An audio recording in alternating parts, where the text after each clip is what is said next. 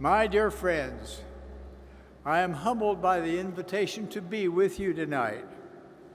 For more than a century, the NAACP has been devoted to improving lives and elevating society. You have done much to protect and lift countless individuals. Your lofty ideals are indeed inspiring. Last year, leaders of the NAACP, led by Chairman Leon Russell, and members of the National Board came to Salt Lake City. My two counselors and I, the First Presidency of the Church of Jesus Christ of Latter-day Saints, had the privilege of meeting with them. Our time together was marked by a feeling of mutual respect and a desire to link arms to see if we could capitalize on our respective strengths and help more people by working together.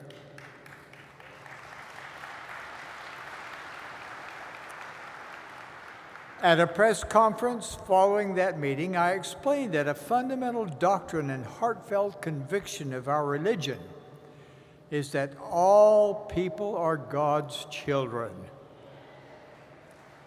We truly believe that we are brothers and sisters, all part of the same divine family.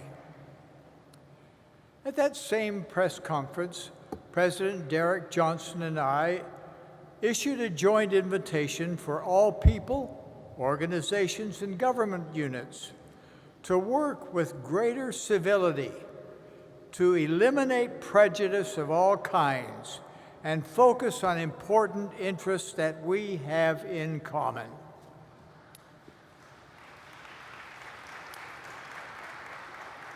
Simply stated, we strive to build bridges of cooperation rather than walls of segregation.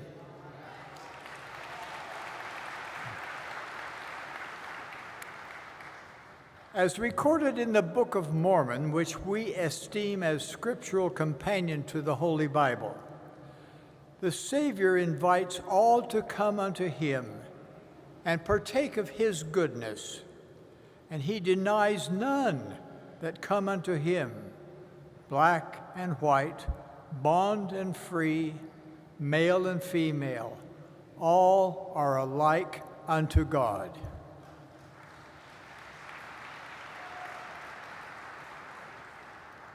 May I repeat that last phrase, all are alike unto God. You who are gathered in this room strive to make this heavenly truth an earthly reality. I commend you for it. And yet we all realize that as a society and as a country, we have not yet achieved the harmony and mutual respect that would allow every man and woman and every boy and girl to become the very best version of themselves. The cure for what ails us was prescribed by the master healer, Jesus the Christ. When the taunting Pharisee challenged him to identify the greatest commandment in the law, the Savior's response was most memorable and brief. It was filled with truth that leads to a joyful life. His instruction was first to love God with all our hearts, and then to love our neighbor as ourselves. Your President, Derek Johnson, recently demonstrated that second great commandment while receiving a public service award on behalf of the NAACP. It was presented by Brigham Young University's Management Society. President Johnson acknowledged that he had been asked why he would accept an award from members of the Church of Jesus Christ of Latter-day Saints. His response, because it's our neighbor.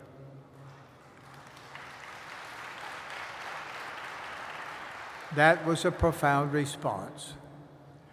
We are all connected, and we have a God-given responsibility to help make life better for those around us.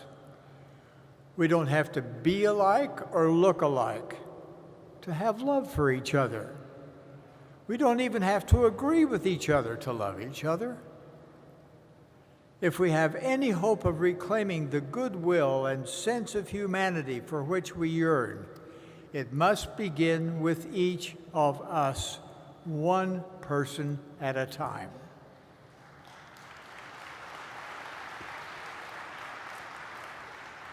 I have watched the influence of just such a person in my hometown of Salt Lake City, Utah. The Reverend France Davis, pastor of the Calvary Missionary Baptist Church for 45 years, has devoted his life to the ministry. Active in civil rights movement, he participated in the March on Washington, D.C. in 1963 and the Selma to Montgomery March in 1965. His quiet dignity and tireless advocacy for unity have greatly enriched the fabric of our community. Many years ago, I had the privilege of hosting Reverend Davis at a performance of the Tabernacle Choir at Temple Square. Now, we are quite proud of the Tabernacle Choir, which has been recognized literally the world over. When the concert ended, I asked Reverend Davis what he thought of the program. It was very good, he said, graciously, but it was lacking in spirit. He said, if you want to experience spirit in music, you come to my church. So my wife and I did just that. And he was right. The energy in the Calvary Baptist Church choir was something to behold. Well, while our taste in music might differ, I must say that he and his church have enhanced our city in a most tangible way. True community begins with just such relationships, with loving our neighbor and honoring and serving each other.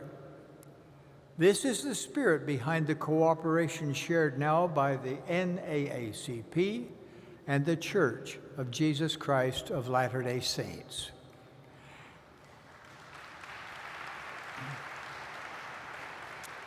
As you may know, the relationship between the NAACP and the church did not begin with meetings last year in Salt Lake City.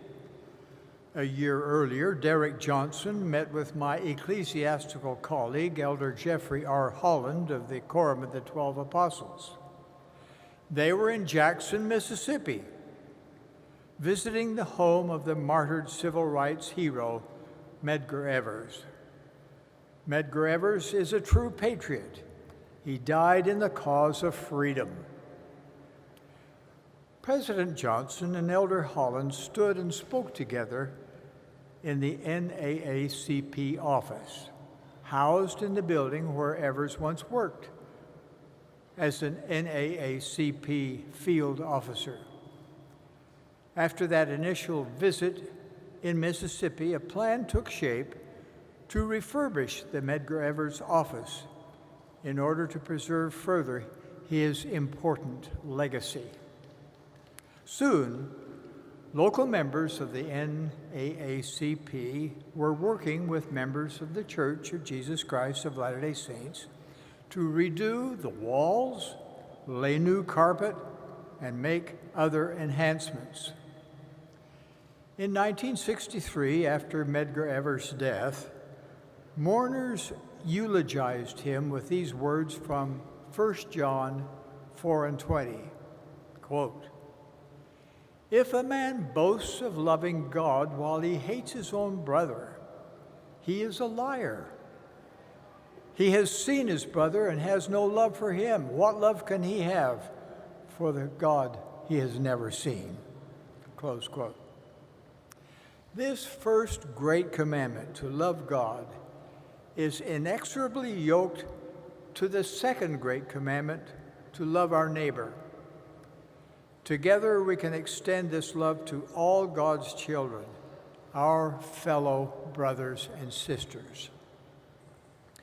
As President of the Church of Jesus Christ of Latter-day Saints, I pray that we may increasingly call each other dear friends. May we go forward doing our best to exemplify those two great commandments, to love God and to love our neighbors, to love each of God's children, arm in arm and shoulder to shoulder. May we strive to lift our brothers and sisters everywhere, in every way we can. This world will never be the same. My dear friends, I thank you. May God bless you, one and all.